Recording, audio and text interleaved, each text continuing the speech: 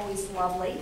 I'm Carla Bergen, and I am at the College of St. Mary in Omaha, Nebraska, and I put together this panel because I'm interested in family communication and also interested in some of the things that the social networking sites like Facebook have done for family communication. Actually, I think this is still a pretty hot topic because as I logged in to my computer last night, my homepage is set to MSN. And there was a feature lead article last night on MSN on the very idea of parents and their children friending each other on Facebook. And actually, it was a horror story. It was a story of a father that actually made some very poor choices in the things that he chose to post. In fact, he ended up posting some pictures of his now probably early 20s son when he was younger. One of them was of the son in the bathroom on the stool with a cowboy hat and boots and nothing else. And you can imagine how embarrassing that was for the child, and we would all hope that parents would make better choices than that. But it's really interesting that this is still being talked about. I think I'll go ahead and start with my paper. That's just kind of the segue in here. And actually, the paper that Chad and I did, we looked for literature on Facebook and family, and unless there's something in press right now that we haven't found anything specifically on Facebook and family. There is a growing literature on the use of social networking sites. It primarily focuses on young people, i.e. high school and college students and young professionals as users of social networking sites. But nothing particular. There are some brief allusions to using social networking to stay in touch with family, but really nothing that has focused on that. However, when we turn to the popular media online, we found a number of articles that dealt with the dilemma of Facebook and family, and that's what we titled our paper, The Dilemmas of Facebook and Family, because we do believe in looking at this conversation that there is definitely a dilemma there. About a year ago, almost exactly a year ago, April 13th, 2009, there was an article published on CNN online that was titled, All in the Facebook Family. Older generations join social networks. And there was, in the next 2 or 3 days after this article was posted, there was an outpouring of reader comments on this.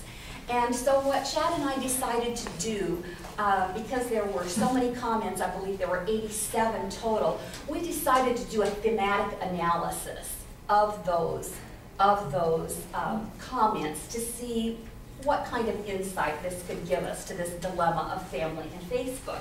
I need to first use the declaration that I was very slow to get on the whole Facebook bandwagon. In fact, I didn't really get a profile until 2009. Yeah, 2009. I've not been on there long. So for me, as soon as I joined, it was that process of, holy cow, I have all these friends that are on here, let me connect. And then my parents found out about Facebook. And that was very much a moment of tension for me to kind of decide, is this really something I want my parents to have access to? Because I'm still trying to live down emails that my mom pushed reply all and then wrote very personal things and sent it to my work colleagues and everybody else. So I've now learned lessons of how to manage my own privacy, and it made me really think about how to manage privacy on Facebook as well. In particular, I was really interested in the idea of a college student population. And a lot of this has to do with the factor that I really think there's an inherently different relationship between students that are the ages of 18 and 24 and 25 on. That it tends to be the time of real exploration and such, and listening to my students talk in class of the huge role that Facebook plays in their lives, of a relationship really isn't a relationship unless it's Facebook official. All of these different factors it just made me think of this in such a different way. So it was a big part of trying to understand how they were really engaging in Facebook and understanding how they were making their friend choices and essentially managing their privacy overall. So with this idea of the expansion of things like Twitter and Facebook and all these other social networking sites, it's really changed the way in which we self-disclose. As we know about computer-mediated communication, a lot of what we do online is kind of a freeing type of experience because we have those reduced social cues. So we feel the ability to say whatever we want. However, saying whatever you want isn't necessarily the best choice to be doing. In addition, the whole idea of managing privacy through who we friend and who we don't friend plays a really fascinating role. I like what Tim and Duvan said in 2008. College students may face a unique predicament. Students' behavior has not changed dramatically over the past 20 to 30 years. Students are still drinking, hanging out with friends, playing pranks, and experimenting with their identities in a variety of ways.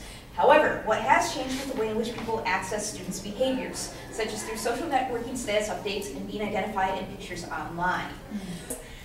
2 days prior to Carla's post on Facebook asking for people who would be interested in doing this, my older sister, who was a year and 9 months older than me, disclosed on her Facebook wall, her status message was, had an incredible weekend, married the love of my life in northern Michigan or something like that. And that's how I found out my older sister, who was very close to me, got married. So after the shock, the disappointment, and the anger wore off, I said, okay. I put more consideration into getting involved in this project. It led me to ask the question, why aren't social networking sites like Facebook becoming so socially acceptable forums for close family members to disclose or self-disclose major news in what I would consider intimate or very personal news. And so to kind of get going in this project, I looked at the self-disclosure literature and some of the literature on social networking sites and whatnot, and so I'm going to navigate from there, and then it's going to lead me to my next major family disclosure on Facebook. But Boyd and Ellison note that scholars from disparate fields have examined social networking sites in order to understand the practices, implications, culture, and the meaning of these sites, as well as the user's engagement with them. And according to Neely in 2009, Facebook is one of the largest social networking sites in the country with over 175 million users. Definitionally speaking, social network sites are web-based services that allow individuals, one, to construct a public or semi-public profile within a bounded system, two, to articulate a list of other users with whom they share a connection, and three, view and traverse their list of connections and those made by others within that system. The nature and the nomenclature of these connections may vary from site to site. So more and more we're seeing a widening of users, or the types of users on these sites. No longer are they just used for the younger generation to maintain friendships, but now instead we have members of family who are friends on these sites, or contacts, business owners, employees, students, teachers. I'm friends with my students if they want to be my friend. And so the vast array of individuals you'll find in your friend list can vary quite a bit. It's my contention that the broadened use of these sites has challenged the normative behaviors of self-disclosure. They have their privacy settings and things like that, but also the issues of content, what sorts of content that they put on there. Do they rate it as something that was very mild, risque, boring, adventuresome, and dynamics like that. In order to participate, students had to have been the ages of 18 to 24 and had at least one living parent and be currently enrolled in a college or university. Once I started doing some analysis, like I said, I did a pause to kind of see where I was at, and I, at that point, had collected 84 participants, with 29 males and 55 females, with the average age of 20.63. The average number of viewers on Facebook was 3.41, and the average number of friends, which this was a shocker for me, was 531.71. One person even said that they had over 10,000 friends on Facebook, which was just one of those very astronomical, shocking things for somebody who's still kind of new to Facebook and still can't believe those type of numbers. I'm very cautious about who I friend and not friend.